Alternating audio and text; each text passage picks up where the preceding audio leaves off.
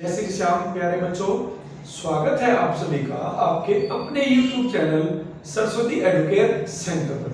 तो बेटा आज की क्लास में करेंगे हम लोग अपना क्वेश्चन नंबर 82। चैप्टर का नाम है एडमिशन ऑफ अ पार्टनर और टॉपिक है बेटा एडजस्टमेंट ऑफ कैपिटल। तो बेटा स्टार्ट करते हैं अपना क्वेश्चन नंबर 82।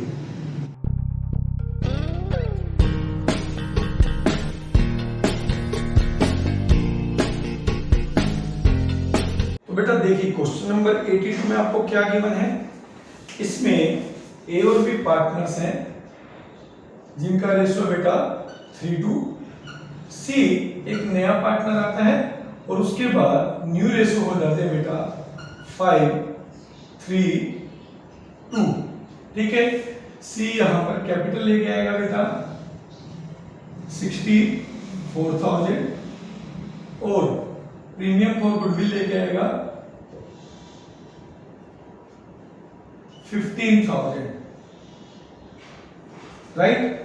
और इसके बाद यहां पर लिखा है कि भाई आपको जो स्टॉक है वो डेप्रिशिएट करना है, प्रोविजन फॉर डाउटफुल डेट्स होना चाहिए 2,000 और furniture was to be depreciated by 10%। इसके साथ एक एडजस्टमेंट और है, building was to be valued 1,60,000। ठीक है, फिर लास्ट में लिखा है कि भाई capital of A and B were to be adjusted on the basis of C capital by bringing और paying off cash as the case may B.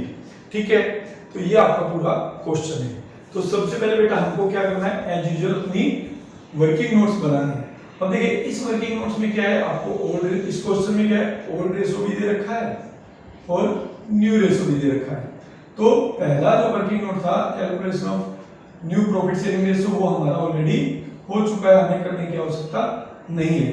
तो हम पहला वर्किंग नोट कौन सा बनाएंगे, हम बनाएंगे calculation of total capital of new firm.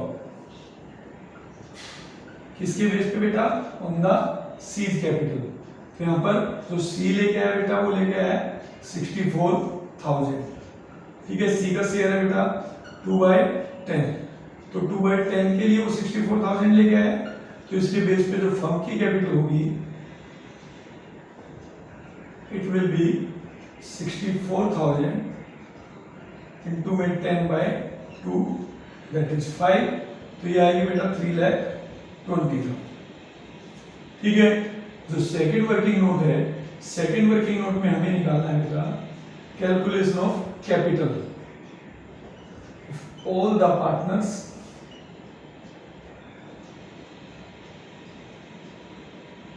In new firm. New firm में जो न्यू कैपिटल है वो कितनी कितनी होगी नए रेशो में सभी पार्टनर्स की। तो ए की होगी बेटा 3,20,000 इंटू 5/10 दैट इज 1,60,000। बी की कैपिटल होगी 3,20,000 इंटू 3/10 दैट इज 96,000।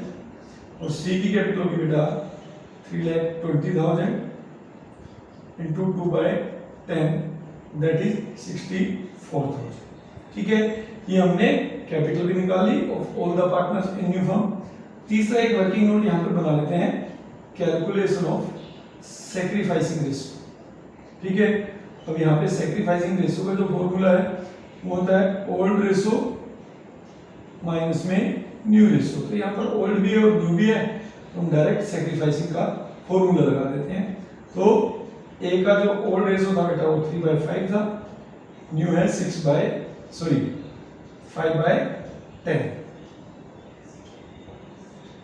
तो ये हो जाएगा बेटा 6/10 माइनस 5/10, यानी ए ने सैक्रिफाइस किया बेटा 1/10। बी का 2/5 ओल्ड रेशियो था, न्यू रेशियो है 3/10। तो ये हो जाएगा बेटा 4/10 माइनस 3/10 और सैक्रिफाइसिंग आ जाएगा 1/10। इसका मतलब दोनों ने इक्वल सैक्रिफाइस किया है। तो जितना भी प्रीमियम फॉर गुडविल है वो आधा ए को मिलेगा और आधा बी को मिलेगा। तो बेटा सबसे पहले हमने अपने सारे वर्किंग नोट्स बना लिए, अब करके देख लेते हैं बेटा ये पूरा क्वेश्चन। तो चलिए बेटा स्टार्ट करते हैं अपना क्वेश्चन। देखिए सबसे पहले क्या करना है बेटा, आपको अपनी बैलेंस शीट में जो हमारी एडजस्टमेंट है स्टॉक, डेटर्स, फर्नीचर और इसके अलावा है बिल्डिंग, उस पे आपको टिक कर लेना है, क्योंकि जो एडजस्टमेंट है वो दो जगह जाती है। और हम अपना क्वेश्चन स्टार्ट करते हैं हमेशा अपनी बैलेंस शीट से। तो सबसे पहले बैलेंस शीट में अगर हम देखें तो बैलेंस शीट में दे रखा है कैपिटल का बैलेंस, तो हम लिख देंगे बाय बैलेंस बीडी। ठीक है, ये हो जाएगा बेटा ए का 1,04,000, बी का हो जाएगा 52,000, राइट। इसके बाद क्रेडिटर्स दे रखा है, क्रेडिटर्स पे कोई एडजस्टमेंट नहीं है, तो हम इसको ऐसे के ऐसे ही लिख देंगे बेटा। तो क्रेडिटर्स हो जाएगा 1,54,000।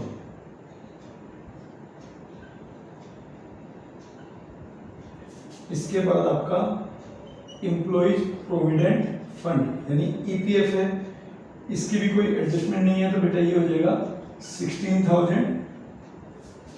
इसके बाद है वर्कमैन कंपनसेशन फंड, अब इसकी भी कोई एडजस्टमेंट नहीं है बेटा, तो ये अनडिस्ट्रीब्यूटेड प्रॉफिट है, तो आप लिखेंगे बाय वर्कमैन कंपनसेशन फंड। और ये ओल्ड पार्टनर्स ओल्ड रेशो में डिस्ट्रीब्यूट हो जाएगा, तो 6,000 ए को मिलेगा और 4,000 बी को मिलेगा। क्लियर है। इसके बाद बेटा कंटीजेंसी रिजर्व, ये भी अनडिस्ट्रीब्यूटेड प्रॉफिट है, ओल्ड पार्टनर्स ओल्ड रेशो में बढ़ जाएगा बेटा, 10,000 है सेम अमाउंट, तो 6,000 आपका ए को, 4,000 आपका बी को, ये भी डिस्ट्रीब्यूट हो जाएगा। फिर आता है कैश, कैश लेंगे हम सबसे लास्ट में। अब बात करते हैं बेटा sundry debtors. Sundry debtors balance sheet की असेट्स में जाएगा। अब बुक्स में दिखा रखा है बेटा 37,600 और इसमें से प्रोविजन लेस किया हुआ है 1,600, बट इन्होंने लिखा है कि प्रोविजन जो बनाना है वो 2,000 बनाना है, यानी 400 और आपको डाउटफुल लग रहे हैं वो डूब सकते हैं, तो आपको टोटल डेटा में से 2,000 आपको माइनस करना पड़ेगा।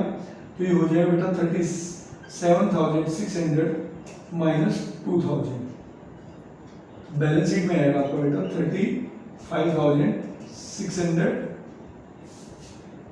ठीक है, और यहाँ पर इसके बाद आपको लॉस हो जाएगा, तो यहाँ पे लिखेंगे 2 डेटर्स और ये आपका 400 यहाँ पर आ जाएगा डेबिट साइड। इसके बाद आता है बेटा स्टॉक। स्टॉक की बुक वैल्यू है 60,000 और इसको 5% डेप्रिसिएट करना है, तो असेट्स की वैल्यू कम होगी, तो ये लॉस हो जाएगा आपका। तो आप लिखेंगे स्टॉक 3,000, 60,000 का 5%, और बैलेंस शीट में आप लेके आएंगे स्टॉक 60,000 माइनस 3,000, ठीक है, जो डेप्रिसिएट हुआ है ये आ जाएगा आपका 57,000।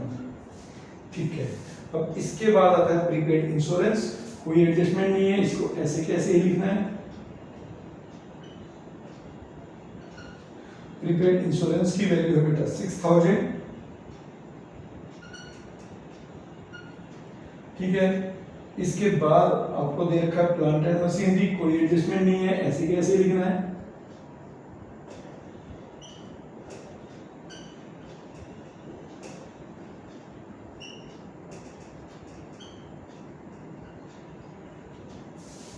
फिर है बेटा आपका बिल्डिंग। तो बिल्डिंग बुक में दे रखा है बेटा 1,40,000, बट वैल्यूड हुई है 1,60,000, यानी वैल्यू बढ़ गई है बिल्डिंग की 20,000 से। तो बिल्डिंग 1,40,000 था आपकी बुक में, बट वैल्यूड हुई है 1,60,000, तो 20,000 बढ़ जाएगा, प्लस कर देंगे हम लोग यहाँ पे, तो ये हो जाएगा 1,60,000। ठीक है, अभी हमारे लिए फायदा है, हमारे एसेट्स की वैल्यू बढ़ रही है, तो आप यहाँ लिखेंगे by building,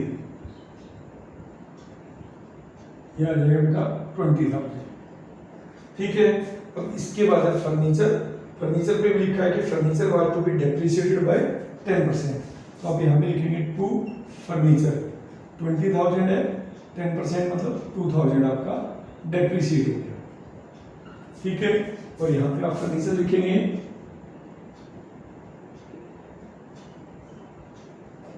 20,000 minus 2,000, balance sheet में आएगा आपका 18,000। ठीक है, तो यहाँ पर हमारी बैलेंस शीट खत्म हो गई है।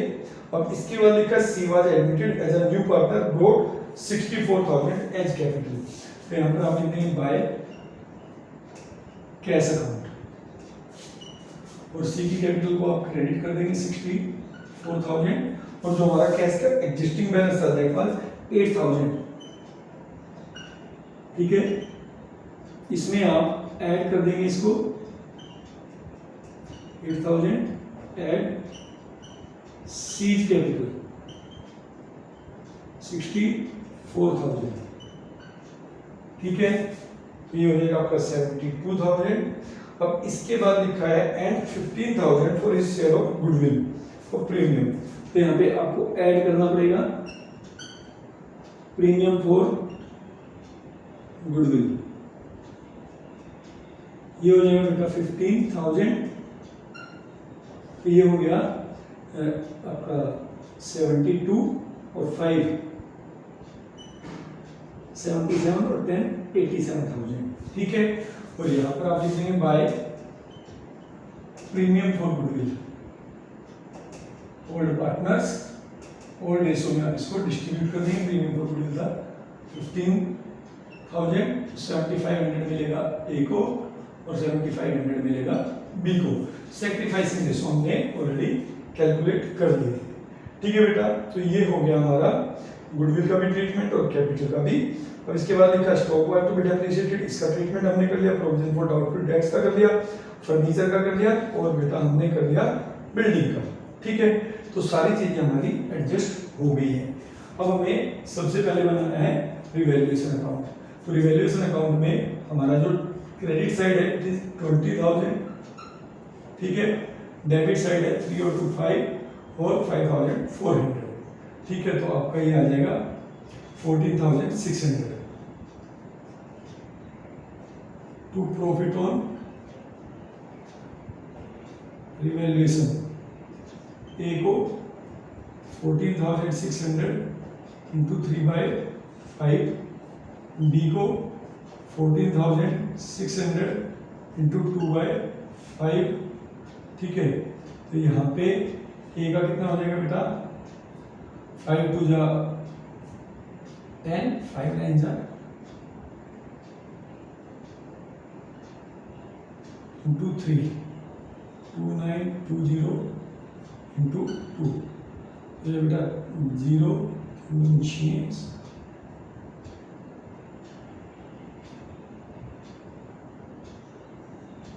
ये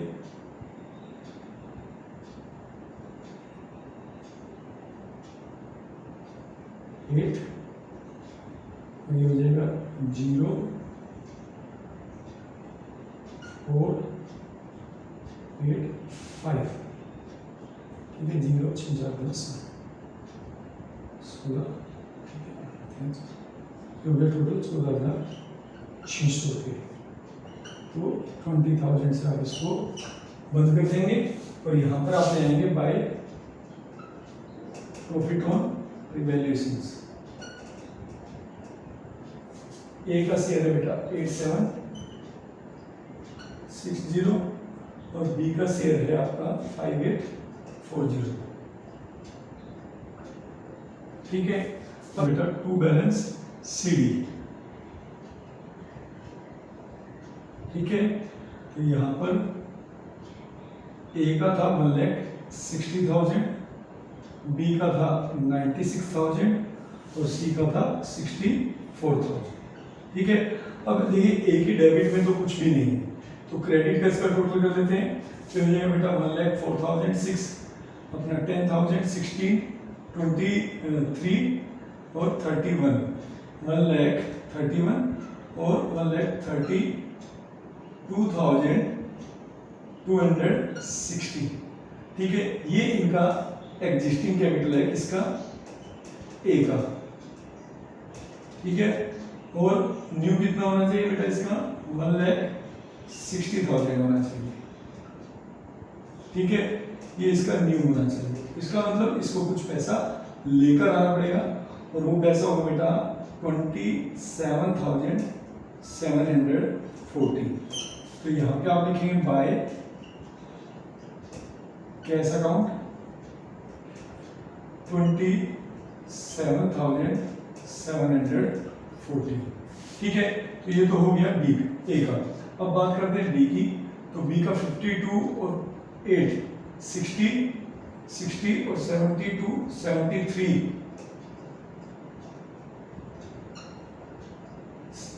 340। ये इसका एग्जिस्टिंग है, किसका? बी का। और बी का न्यू कितना होना चाहिए बेटा? ये होना चाहिए 96,000। ये इसका न्यू कैपिटल होना चाहिए बेटा। ठीक है, तो इसका मतलब बी को भी लेके आना पड़ेगा। तो ये हो गया 660 2 22,660 22,660। ठीक है, यहाँ पर जैसे ये कैश लेके आएंगे तो इसका कैपिटल हो जाएगा बेटा 1,60,000 ए का, बी का हो जाएगा 96,000, सी का हो जाएगा 64,000। और अब इनका कैपिटल अकाउंट बंद कर देंगे।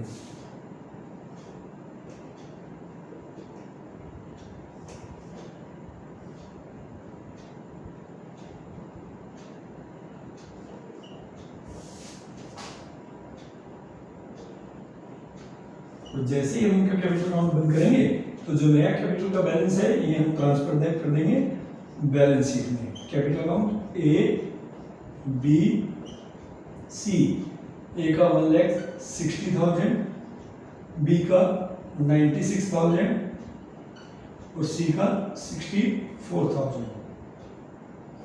तो यहाँ पे आप लिख देंगे 3,20,000।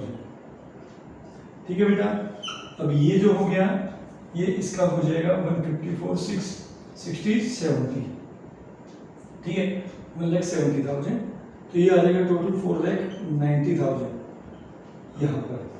अब यहाँ पे हमें ये जो कैश ये लेकर आए हैं ए और बी, ये भी ऐड करना पड़ेगा। अब लिखेंगे ऐड एज कैपिटल अकाउंट। ये हो जाएगा बेटा 27,740 04740 11 1,14,740 और ऐड बीज कैपिटल।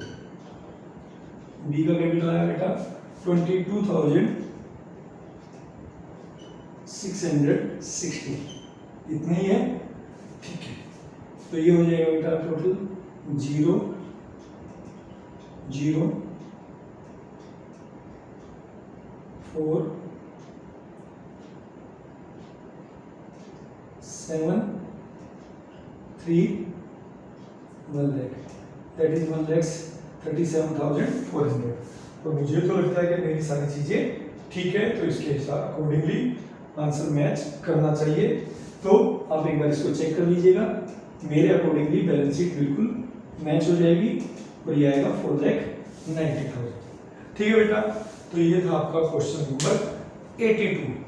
ठीक है, तो ये लास्ट क्वेश्चन था बेटा किसका? Adjustment of capital on the basis of new partner capital account. तो आई होप आपको ये टॉपिक अच्छे से समझ में आया होगा बेटा। 8 मार्क्स का क्वेश्चन आता है, अच्छे से आपको इसकी प्रैक्टिस करनी है। हम मिलेंगे अपनी नेक्स्ट क्लास में, जिसमें हम स्टार्ट करेंगे adjustment of capital on the basis of old partners capital account. तब तक के लिए बेटा शुभ रात्रि, जय श्री श्याम।